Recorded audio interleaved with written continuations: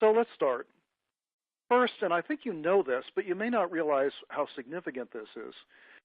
The world is moving on from the baby boom generation, which is a terrible thing to say because I'm a member of the baby boom generation, but that's the way it is.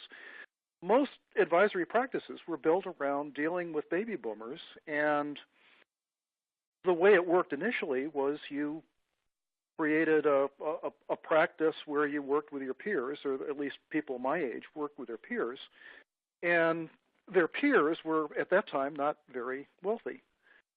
And at that point, over the years, they grew their wealth, and as they became wealthier, you started to see minimums. And I remember when the first minimums showed up, people said, I specialize in people with over $500,000 in assets or $1 million in assets.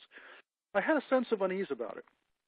And today we're almost locked into this minimum thing, and the middle market consumers, who are basically the millennial and Gen X generation, are locked out because they don't meet those minimums.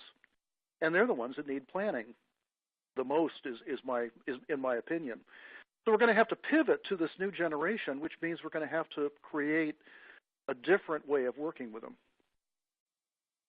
So my thesis here is that we have this new blue ocean of younger prospects who need financial planning, who would like financial planning, and yet we don't have a revenue model that makes sense for people who haven't accumulated assets already. So what's the solution to this? The solution that I've been offering, when I talk to older advisors, I say, you're not the person to create the revenue model for this next generation. You hire members of the next generation and you give them a project. You say, design the firm you want to inherit.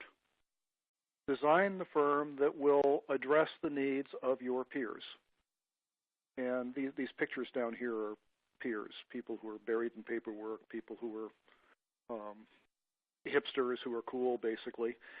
And what's that going to look like? Well, you're going to be using, or they're going to be wanting to leverage these robo-asset management platforms, which basically mean you have almost literally zero expenses to manage small amounts of money. If they have $50,000 to bring in, or $10,000, or whatever it is, it's not going to cost you very much to manage the assets.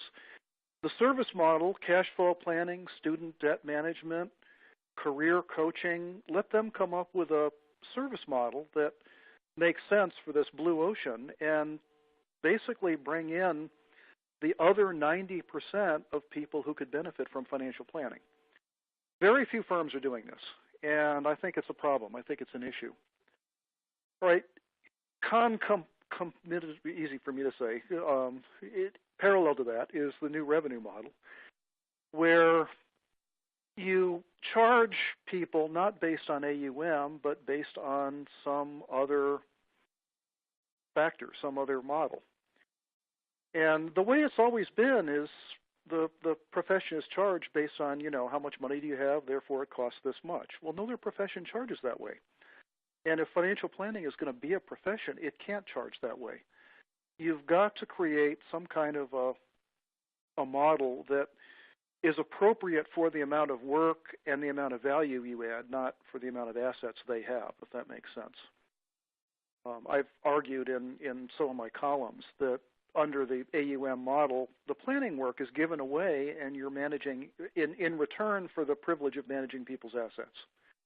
And I talked about the reference to the toaster here is back in the, I guess it was in the 1980s. The banks, if you opened up an account, they give you a free toaster.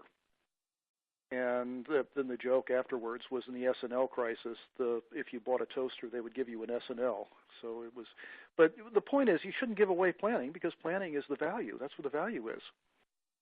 So in the future I'm envisioning, you're going to have a mixture of project-based hourly fees or retainer fees plus ongoing retainers, a flat fee model basically. And the flat fee model, we haven't worked out exactly how that's going to work because there's, I don't know, at least 10 competing models. I've written about this in my book, that some are based on just simply how complex your situation is. Others are based on your total net worth.